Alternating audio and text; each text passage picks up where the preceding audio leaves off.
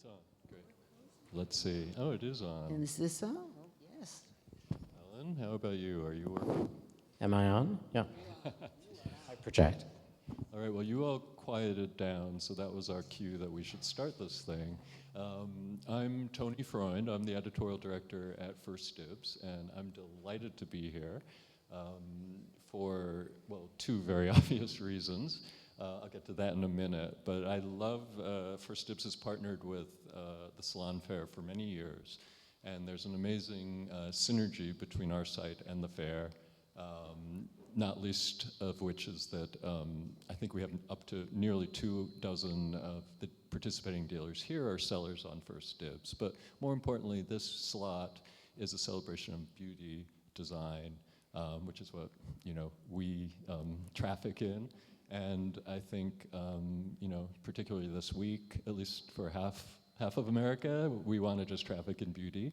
And I guess for the other half of America, your stock portfolios are doing very well, so go inside after the talk and spend some of that money.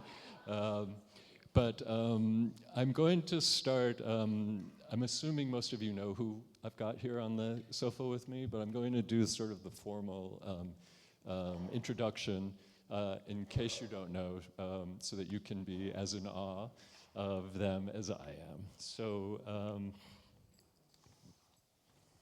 and half my talk is missing. Thank you. I love audience participation. Thank you. Okay, so Michele Oka Doner is an artist whose work is fueled by a lifelong study and appreciation of the natural world, from which she derives her formal vocabulary. Her artistic production includes sculpture, drawing, public art, functional objects, video, artist books, and costume and set design, and also jewelry. Selection of her new pieces can be found inside the fair in the booth of Elisabetta Cipriani, along with a stunning silver box, or treasure box, I guess, that Michele cast from a found piece of bark. Is that correct? Or that you found in the Hudson River Valley, I believe. In the river. She's created numerous permanent art installations throughout the world, including Radiant Sight at the Herald Square MTA station here in New York, a walk on the beach at Miami International Airport, which many of you, I am certain, have walked upon, and the entrance to the new Astronomy Museum in Shanghai. Michele's work is found in the collections of the Met, Whitney, Art Institute of Chicago, Detroit Institute of Arts, Louvre, V&A, and the museums of the University of Michigan, Oxford, Yale, and Harvard. She's received many awards, including those given by UN Society of Writers and Artists, Pratt Institute, New York State Council of the Arts, and the Knight Foundation. And what have you all been doing lately with your time? She was first artist in residence at the New York Botanical Garden and received an honorary doctorate from the University of Michigan, where she earned her undergraduate and MFA degree. She's a very proud alum. Michele is the author or subject of numerous books, including Natural Seduction, Miami Beach, Blueprint of an Eden, Human Nature, Everything is Alive, and Into the Mysterium. Born in Miami Beach, Michele represents the city as ambassador for arts and culture, and was recently designated guardian of the city of Miami Beach's Great Banyan Tree. And I'm wondering, once you and I walked in the little park behind the Bass Museum, and you showed me a tree from your childhood, and I'm wondering if that is the great banyan tree, or if all of the banyan trees of Miami Beach are great. No, that was the monstrous baobab. Oh, looked like an elephant. Got it. Okay, so baobabs and banyans, look them up. They are different. Okay, so that's Michele. Only the tip of the iceberg. For more than 30 years, Allan Schwartzman has provided short and long-term bespoke advice to influential and sophisticated collectors the world over, guiding them in the formation of their holdings in modern, post-war, and contemporary art. Known equally as a tastemaker in contemporary art and an authority on the art market, and widely respected as an independent curator, Allan's advisory projects include nascent and mature private collections, serving as creative director and chief curator in the formation and ongoing evolution of Instituto Inhotim in Brazil, conceiving of and executing legacy and market development strategies for practicing artists and artist estates, and supporting private individuals and family foundations in major gifts of their collections in alignment with their patronage of established museums, as well as in the formation of private museums.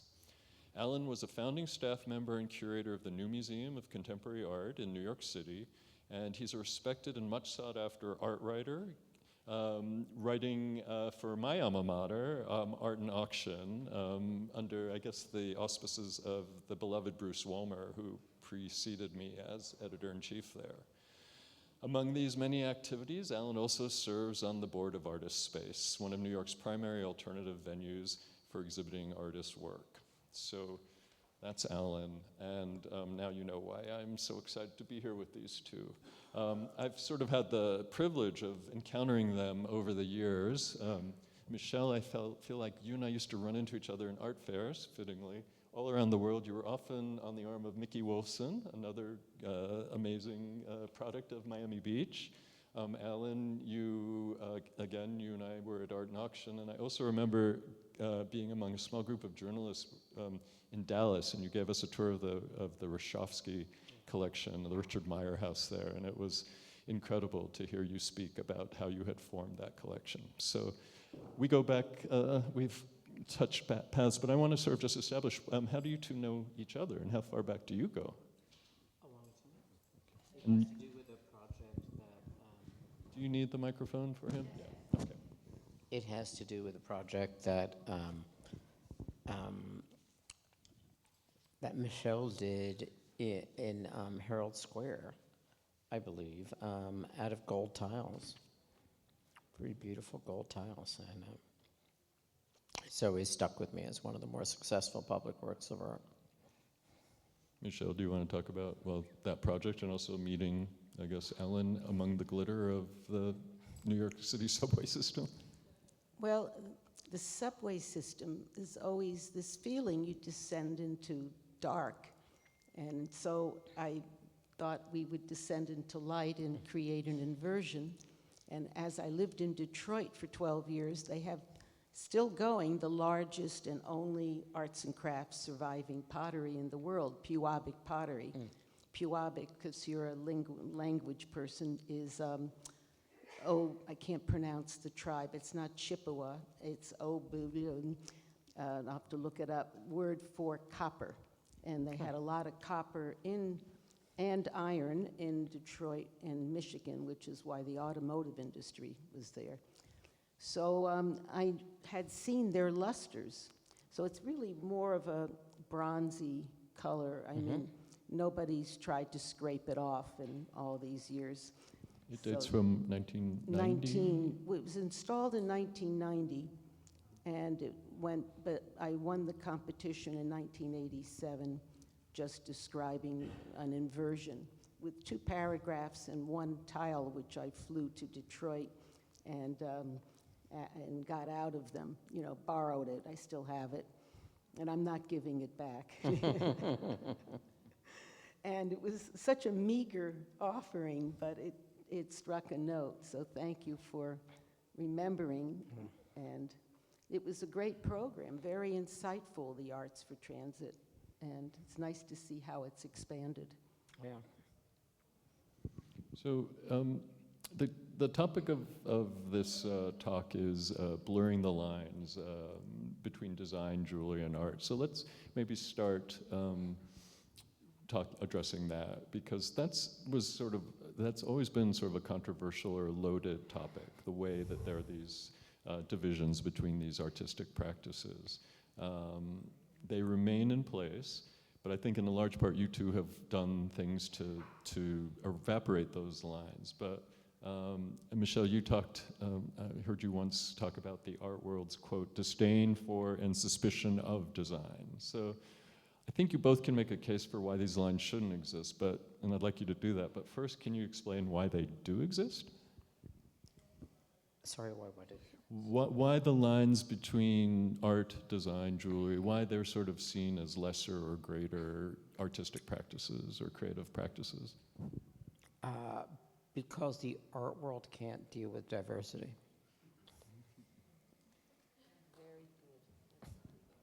That's a good statement. But on the way here, because I knew that the Eskimos had 10 words for snow, but the Japanese didn't have a word for art. So I looked it up in the taxi, and sure enough, they don't. What they have is called a loan word. There's no hyphen, from our culture. They have a word for beauty, and they have a word for technical skill. Aha, technical skill. That brings up Thomas Wolfe, when he wrote the painted word and was vilified so much for saying that skills were important. And of course, now we have a whole borough called Brooklyn of makers, and it's spreading, and it's in Detroit too. And what people are finding is that the neurological impulse to use your hands as well as your mind has a lot of value. Mm. But the market has been set up to sort of prioritize or give privilege fine art. Is that, possibly because craft or design has been seen as women's work, lesser work? I never fell in love or felt passion for the market. So what the market thought and wanted was never, where work went afterwards is a whole other thing. So I think most artists, because there was no money in the profession, quote unquote, when I began working in the 60s, were like me. It was never a conversation. The ideas, the flow, the magic, the mystery, the what you couldn't see and trying to materialize it was what was driving all of us. For me, whatever form it took was fine, and because Ann Arbor, the reason why I liked Michigan, and I am a big fan, is my teachers came mostly from Cranbrook. That Saarinen brought them. The Scandinavian way was fully to take a space. He brought a weaver, a metalsmith, a painter, a sculptor, an architect, and it was really amazing to see what he did. And my professors either came from, because I came there in the 60s, he came in the 30s, so they were emeritus or they were taught there. And then IIT, we were halfway between. That was Mies van der Rohe, the idea of the Bauhaus. So I didn't have any problems because I was following a very ancient way of looking at the world, and holistic. And then my teacher, who had studied at Cranbrook, got a Fulbright to Japan and brought Soichi Hamada to Ann Arbor. And we were watching this potter, and his hands were registered by Lloyd's of London. This is 1967. So who's thinking that this is lesser? This was a way of life, and it's really been a privilege to take, these are golden threads, to take them and have a body of work. So what, quote unquote, an art world was doing, I wouldn't have listened to Clem Greenberg, I wouldn't have paid attention. I mean, I know they're there, and I read art criticism, but I never felt the woman thing, the craft thing, or as somebody said to me recently, Michele, you just blew right through it. I wasn't trying to, but essentially I wasn't going to be stopped. I think you once said you were fearless. The studio just kind of went forward, and you weren't hampered by fear. And I wonder, Allan, in your experience, looking at great art or interesting art or art that's mattered over the times, is fearlessness sort of a quality that you think is a commonality among great artists? And also, what are some of the other ones?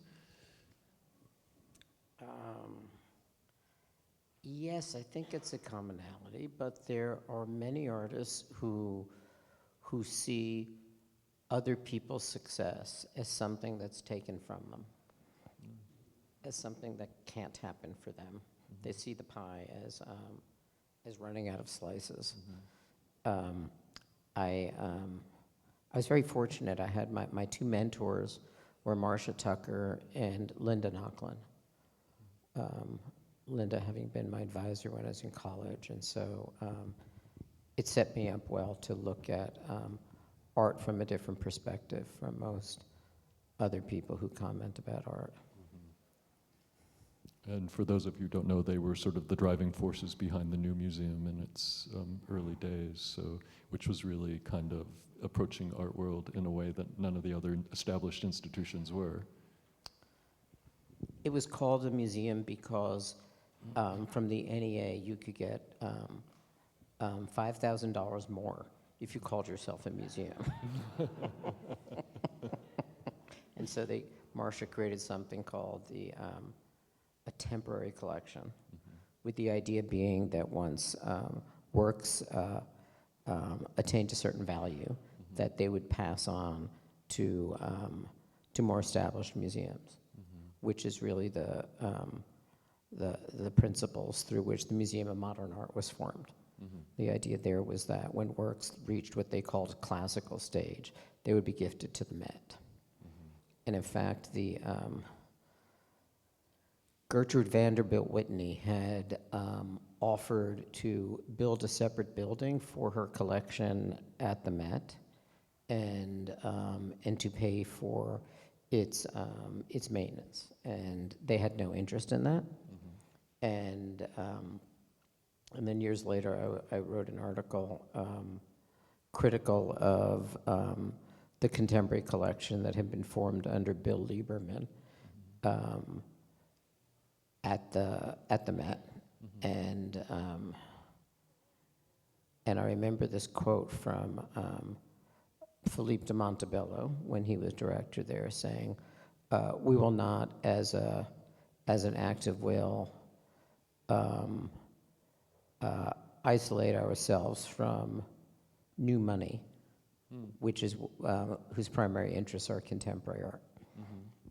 So there was something very deeply unpleasant about that and its memory.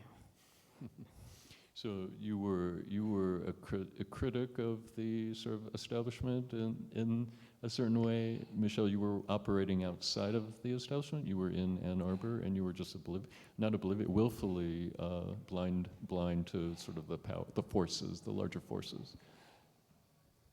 Well, I was only in Ann Arbor 6 years, so I've had to operate, quote unquote, knowing all the forces were there, and just knowing that dogs, for example, don't dig up other dogs' bones. They know their own bone, and I knew my own bone, and I just enjoyed it. And what I learned is that other people who bought Colorfield and bought Richard Serra, when they were buying my work, and I would go to install it or go to their parties, and it was so interesting to see what else they collected. And I saw that the need for intimate objects, or I mean, some of them were not objects, they were murals, but things that were reflective of two things that were completely out of style, the hand and nature. So somebody, a curator who was with me once said after we left, well, certainly the piece they bought from you, that's like a dirty little secret in the art world. And it was, and it is, because, but it's not now. I think it's taken the kind of change, the paradigm shift in our social order to look anew at other things. I mean, I think we're in that kind of period where there's a lot of attention being paid to things that had lingered for a long time on the margins. You would know as a curator, you've seen probably a lot. I did an interview years ago with John Baldessari, whose students were, many of whom were the foundation of a kind of shift from conceptual art to image-based painting. And he said you could see this this tidal shift in thinking or attitude on the part of the artists who were his students. He said, in my generation, the greatest achievement would be for you to be on the cover of Art Forum. And for my students, the greatest achievement was to have a sold-out show. Well, Herald Square, for example, Radiant Sight, was a conceptual project because it's that question, what does this site want to be, you know, which I've always liked Herzog de Meuron's work because you don't know it's their building until you find out. They look at a site and they respond, so it's not a, you know, Frank Lloyd Wright, you'll know immediately. And I thought it was such a busy site that it needed a rest. So but to propose something conceptual in 1987 was a risk. But that's the fearlessness. Why would I be afraid to do what I see to do? And I was new to the city, and you know, the city is magical, and it still is, with all the cacophony that's going on right now. Where else in this world could we have come together and made a golden age? And it's like Paris was in the 20s. It's undeniable. It's now it's baked in, it's happened. It's been really an amazing privilege to be here working and in conversation with people who are extraordinary. So many dinner tables, you sit and listen, so many topics, and you mentioned Marcia Tucker. We went and heard her sing. She had a group of, yes, in Soho in the early days. I forget the name, but it was so charming. She was everything was accessible. And when I moved to Soho in 1981, I bet there were 200 people living there, and we knew everybody. Yeah. And it was like being back in graduate school in the sense that there was a place to have coffee and food and a place. And look what we built. That's how I feel. I don't see this pie thing. Gonna make you laugh now. I knew how to bake. Of course you do. So you bake your own. You can't ask. And that neighborhood of Soho was supposed to be destroyed by Robert Moses when he was looking to create an exit from the West Side Highway. Well, the wonderful thing was, once they decided they couldn't destroy Soho, they had all this money that was put aside for the murder, so they had to use it. So what do you think they did? They tore up Mercer Street, where I live, the asphalt, and they bought Belgian granite that had been used for ballast in the boats, and they gave us cobblestone. So now we look like some old neighborhood, but they did two streets. They did Green and Mercer, and Worcester had some of it already. They could see what had been there. So that's what happened to the West Way. Is it West Way? West Way. Yeah, the money it's now in stone in front of the lofts. They used to, when they built the sidewalks in that neighborhood, they would build it out of a single piece of granite. There was no curb. It would curve straight down to the street. And so the idea that budget for this very substantial material and design would go into what was perceived of as a kind of shabby and useless neighborhood. No, well, what happened was when they built it, they went to these quarries upstate New York. I've been in these quarries, and they had that granite in New York. Manhattan is the last tail of the schist, of the New England schist. And so these are schist, and they're also bluestone, the sidewalks. They would they come down the Hudson, and they'd turn on Canal Street. And when I first moved to New York, you could still see the poles in some of the shops on Canal Street that they used for the barges. So they paved Lower Broadway. They started up, and you can see how it went. So after they put in the cobblestones, they decided they were going to clean up the edges of these big stones that they had put down probably in the early 1800s. And, it was a protest again, and they stopped. So you'll see some of them they've cut, and others are still feral, still wild. But the best thing was the trees. People decided, we live here, we want a tree. The landmark said, no, you never had trees, you can't get them.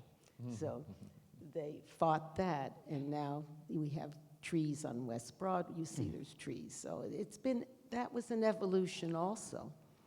So you clearly love Soho, and I was going to ask you, it has changed since you first arrived. I don't know if there are how many people like you you have a beautiful home studio space, as was the way. Do you have a sense of how many people are still living in Soho, living and working the way you do? There's many. It's just not like it's been overwhelmed. That said, the artists who lived there never had the deep pockets to get the buildings back in shape. Even our building, we had rotten wood in the stairs, and there was a lot to do. In fact, to be perfectly candid, we don't even have our certificate of occupancy yet. Because we have some original artists who, so we have slowed down the process. You've been there 45 years? Yes. Okay. So there are still, that we have in our building 1, 2, 3, we have 6 floors, so we have 5 lofts, 3 working artists, and then upstairs, the person who was born and raised in Soho, Jed Walentis, who has Dumbo and has done the beautiful job of renovating the Sugar, Domino Sugar. So he came back and lives there. It's quite nice. I can't complain. I don't love the crowds, but I think that the infrastructure is working, and there's no other place to have all that square footage. And now you have trees too. So let's talk about trees, because I'm looking at a tree on your lapel, a beautiful brooch from the series that you have done with Elisabetta. But branches have figured in your career in all different media and all different scales. So if you want to talk a little bit about that and how you got ultimately to this? Well, I'll start from structure. About 30 years ago, somebody told me that there were 5 magical patterns. I said, really, only 5? And they said, well, there's spiral, branching, random dot, wave, and geometric. So I said, okay. So I think I've just worked my way through them and did a lot of spirals because of the shells in the beach, and that was an easy one. But the branching also, it has more arms and legs, it's more complex. But I always wanted to connect what I was doing and thinking with how I was living. It was never a disconnect. And that is something that, again, I think is being addressed in a larger way and being questioned today, is the disconnect. And it's a disconnect that it's bringing back, the questioning has brought back even the farmers markets, which we passed on the way up, and I was longingly looking and thinking, can I make it back there before they end? But that urge we all have to, and Sir Herbert Reed wrote The Art of Sculpture. He said it began with the amulet in the monument. The monument was the cave. The amulet was the small thing we pick up, that little magic stone. It's all one piece. And I think having decided somewhere I'd live as an artist allowed me to remain connected to something that I think is all of our birthrights. So just to follow up on the branch here, just to kind of talk about what the design impetus is behind it, and I don't know if you all can see, but just tell us what it's made of and what it's...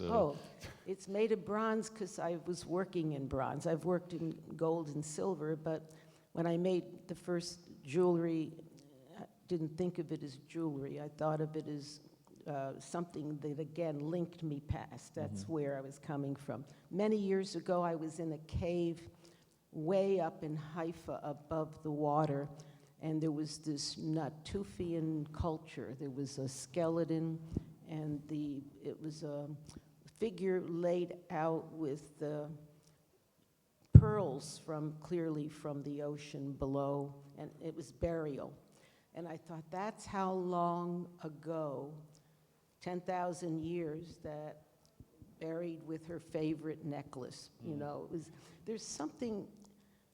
What I'm saying is, I don't think I invent all these things or think them up, I think, just like I spoke of Saarinen office, melting into the University of Michigan School of Art and Design, Architecture and Design. There was no art school.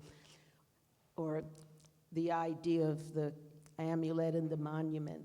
I feel part of something bigger. And so I just make them. And I think that's been also a wonderful, there's no pie. The next time somebody tells you, it's a big situation, and we are just lucky to have whatever morsels or crumbs that fall from the table of joy. That's Langston Hughes. I love that. But that's what this is. He says also, sometimes a bone is flung. Well, certainly, I think to those of us in this room, a bone has been flung, and this would be that kind of thing. So it's, I love old mine diamonds. They're soft, and there's a mix here. This is the prototype. I always wear or get stuck with the prototypes because they're never perfect, and I don't want anyone else to have them. Plus, they're the aha moments. So I hope that's not too abstract. Yeah, I think that's lovely.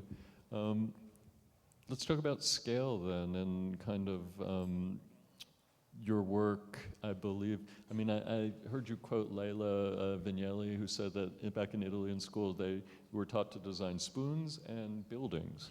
And, Yes. You certainly, you created the Miami Airport project is 1.5 miles long. This jewel is considerably smaller. Allan, in your work, you've created like Inhotim, which is I don't know how many hundreds of acres, and it's vast, and it's 5,000, that many hundreds of acres. And also you work on small scale, work placing tiny pieces and collections. So maybe talk about scale for both of you, or let's start with you, Allan. I've been really fortunate. I've had great opportunities with great clients. And I don't know how familiar you all are with Inhotim. Maybe just briefly sort of explain what that is, because it's very remarkable. Yeah, Inhotim is a museum in Brazil, inland rural Brazil. It's about a 2-hour drive from a city called Ouro Preto, which is where the gold rush took place in Brazil. And there are probably 16 or so intact Baroque churches that were where the carvings were all made by slaves. And the most powerful of those churches is the one that the slaves made for themselves. And in fact, the first escaped slaves moved, found their way toward about 20 miles from, or 20 minutes from where Inhotim is. And so we have one of the only intact lineages of original African blood in a country that is otherwise a kind of polyglot of ethnic mix, and with some very beautiful and unexpected combinations, like people with dark skin and blue eyes, or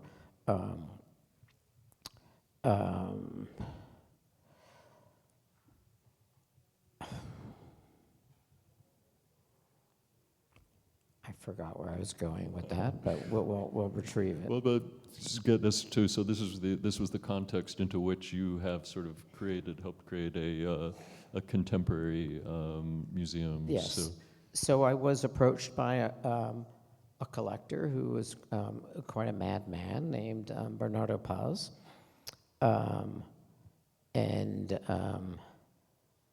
and what the literature we grew up with, being known as magical realism, is actually realism. There are people who live these larger-than-life lives there, practically creating their own nations.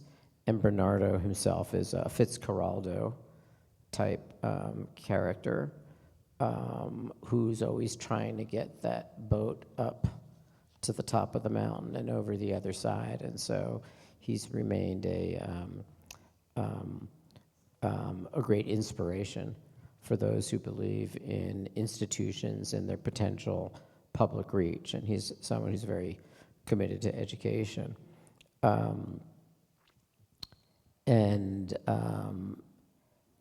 I was introduced to him by the art dealer Marion Goodman, who he had a great collection of Brazilian modernist art, which he then had to sell. He visited a woman named Luisa Strina, who is the great dealer of South America, art dealer of South America, and when he went to visit her, he said, "I want to buy some works for your collection." And she said, "They're my art. I'm not selling them. It's what I live with, and they're the things that mean the most to me." And he said, "Well, she had health issues and was about to go in for surgery."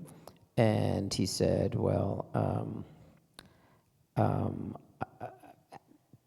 how much money do you need? I'm happy." He didn't know this woman, but "I'm happy to give you money for your operation." And he said, if you need money, tell me how much it is, and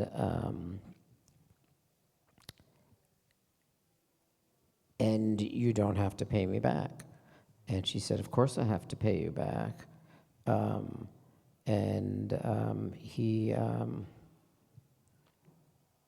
He said, "If you need money, I'll just give it to you. You know,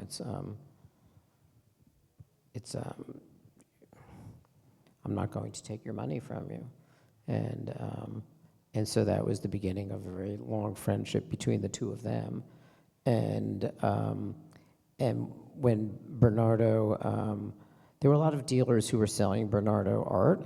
Some of them were selling him very good art, and some of them were selling him a lot of terrible art. They just saw him as a kind of cash register for them. And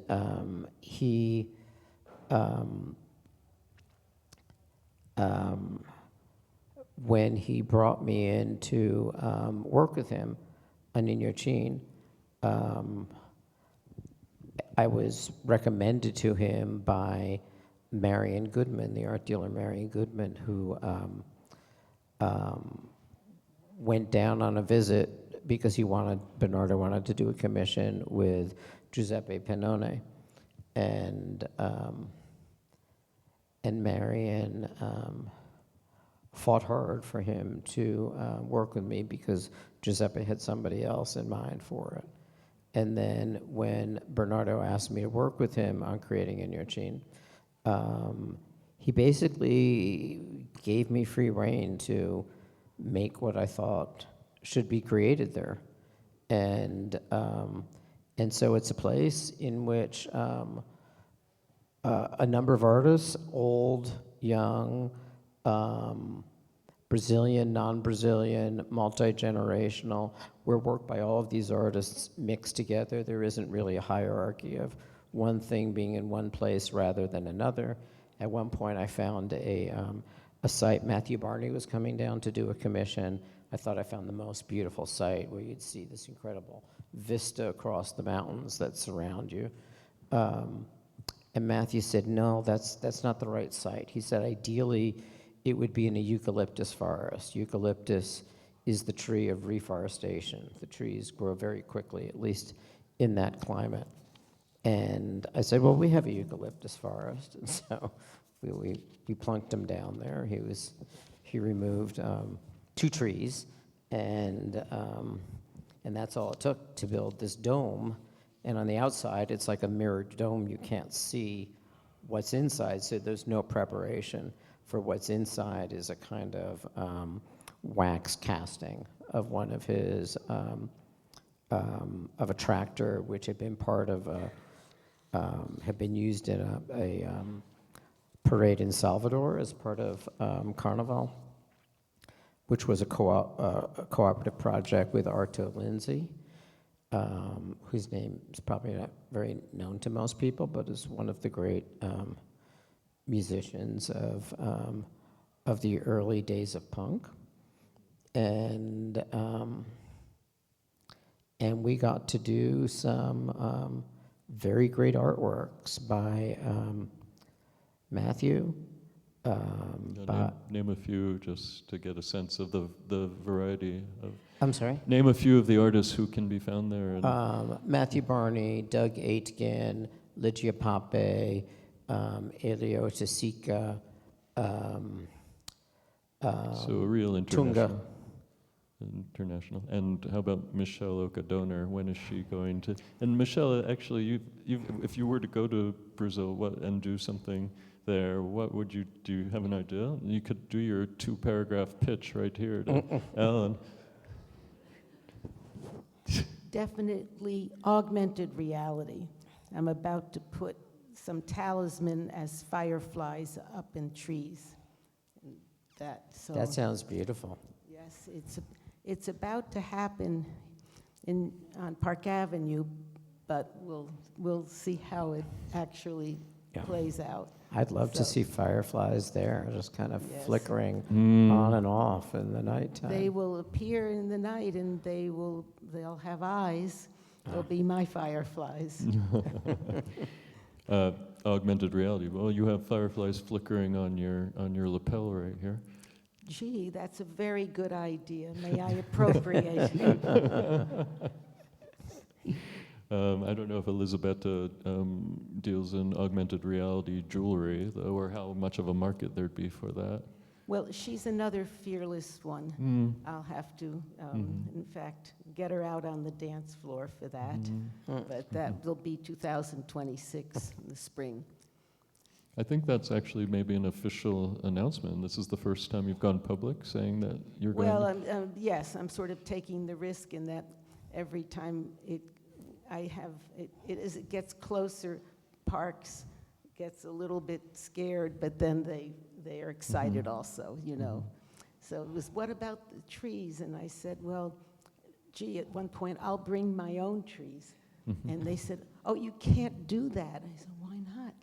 They said, well, people will get confused as to what's parks and what's art. Can you imagine that? So I said, gee, I think I've never heard of a city that turned down a gift of trees. So this is how it went. But now they fed me breakfast at the last meeting and told me that everything would be all right. So I'm going to keep them there. So that's how you read the tea leaves, by if they offer you tea? Yes, they had the nicest array, and I knew they wanted me to be satisfied and pleased. And so a bone was flung from the table of joy again. And I think if they don't go through with it, I think we've got a crowd here. We'll start petitioning the Parks Department to get the fireflies into the trees of Park Avenue. Well, now I have to get the AR guy who just came back from the West Coast with the newest technology to get going too. It's exciting. It's very exciting. I've lost track of time, but I wanted to just make sure that there, if anyone in this audience had questions, I have many more for them, but if you all had something, I'm imagining you do, so let's open it up. Okay. Thank you for your work. I've been a long time admirer. Your work is magnificent. I have a question about your material, your choice of a hard material on nature, which is softer and more ephemeral. So there's kind of a dichotomy and an antagonism, which works out beautifully, but could you comment on that? Well, nature is bark, and bark's pretty hard if you ever banged your head on a tree. So nature is hard and soft as shell, you know. I never think of it that way. What I've done is I've taken a moment and tried to materialize it, which is what I think most artists do with everything anyway. It's an idea or a moment. It's the materialization of what? You know, what? It's also a bit of alchemy, right? All right. Is there another question? Okay. How do you choose what you're going to make, either in gold or silver or bronze? How do you choose the metal that you're going to use for each item that you make?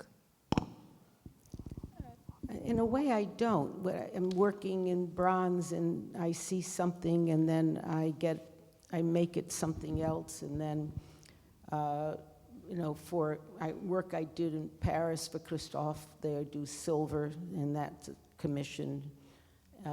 That was commissioned in silver, and then somebody will ask about gold. In fact, I tried to make gold cups for my 70th birthday, and the man who did beautiful work, he's now retired, he said, oh no, he made silver models, and then he said, they're beautiful like this. He wouldn't make them in gold. So I have input, you know. I have really some very talented, fierce, ferocious people who know what they're doing, and it becomes a conversation. It's no longer, but I'm telling, no, it doesn't work like that. So I still don't have them in gold. And so it's not, these are not like major decisions. These things just evolve, but I've worked in all medium and with many different kinds of stones. I see that as a natural act.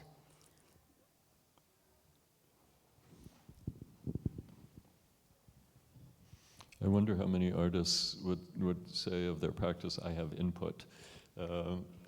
Very generous of you, but it is a collaborative process, I mean. Well, what you learn is if they don't want to do it, they don't do it well. So then you either move on and find somebody else, and then by then I'm doing, all of these things. I'm still alive. I could make them for my 80th, which is coming up.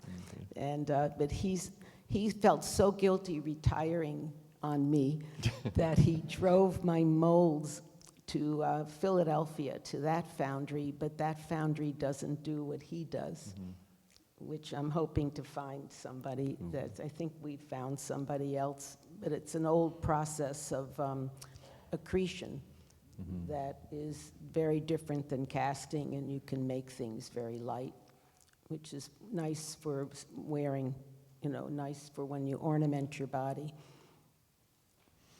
Does anyone else have a question while the hand is raising? I'm having a memory of once, I think before I even met you, someone told me about the most beautiful room in the world, and and I always thought, wouldn't it be great to do a story on the most beautiful room in the world? And as it was described to me, it was a room with maybe 6 Rothkos in it. I don't know if it was ever, I don't think it was ever published, and I know that it no longer exists. But and there was, you know, great 18th century pieces and an incredible mixture of things. But I was told that you had, I believe, a chair in there. Oh, that, I I don't know know. whose room that was, and I was commissioned to make 2 seats so they could sit and look at the Rothkos.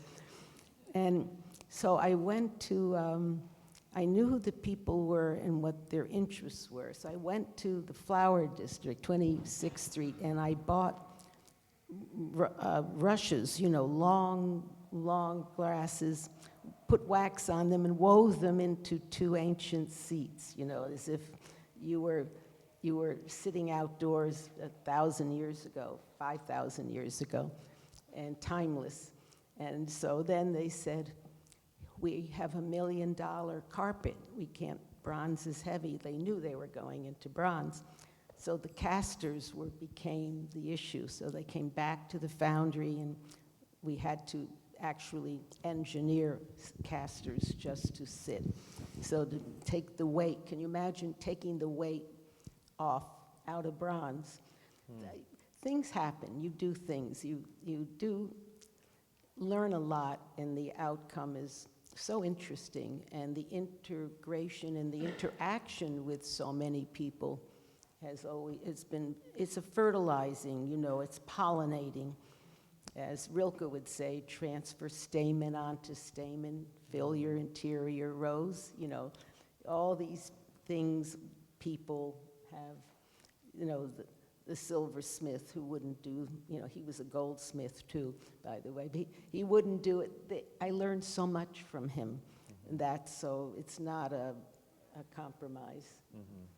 It's all kind of, what is it, the end of that Langston Hughes poem is what it is. For some people, love is given, for others, only heaven. I love that poem. It's called Luck. It's 4 lines, and when the MTA, Poetry in Motion, had their 10th anniversary, they plastered those 4 lines on all of the downtown the nooks you waited for the bus, you know, so Bus you didn't, bus shelters.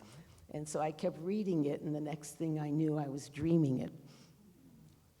I love it. So you find beauty in bus shelters and in everything, clearly in everything you encounter, you are inspired by. It's very Japanese of me, isn't it? Yes. No, blurring the line, you blur the line. It's all fair game. So I don't know if there's one more question, we'll find the time. And then. Thank you. I would love to hear discussion among the 3 of you about the challenge of having jewelry appreciated on more of an intellectual and design plane. Well, I'll just start that by saying at First Dibs, not in our new office, but in our old office, we had monitors that would show us in real time things that sold on the site. And it was fascinating just to see the variety of things that we had and that people were buying. But because of the, because everything was of the same scale, you couldn't necessarily tell if it was a piece of jewelry, if it was a painting, if it was, a piece of furniture. The scale was all off, but there was this sort of unifying thread, was that you could see they all were coming out of the same sort of impetus of, creating beauty and all the things that go into that, scale, color composition, like it was present in all of them. So that's not really answering your question, but it's sort of saying maybe we just need to stop thinking about purpose and scale, or if the thing has a function or doesn't have a function, and just really look at it, in its essential, the essential impetus that came out of it. But certainly you two are probably more skilled in answering that question. Well, I don't know actually, Allan, if you have followed the jewelry market or have advised on that. So maybe this is a Michele question. Well, I don't follow any markets. I'm a producer, as they say. But I think that the beautiful houses that have produced jewelry over the years, Cartier, Buccellati, they all come from a dream, and it's so visible when you see their advertising and the way they present themselves, and they represent also a national heritage. Certainly you could say that about Buccellati, you could say that about Cartier, Asprey. It's a wonderful thing that you have a sense of place as well as quote unquote product. And it's timeless, as I said. That necklace, that pearl laid out with that burial piece was very meaningful to me. I understood then what an ancient impulse it was to ornament the body. So yes, there's a lot of intellectual, I have a whole library on the history of jewelry, but at the end of the day, I want to put my tongue out and taste it. I think that's a great note to end on. So thank you all for gathering, and thank you.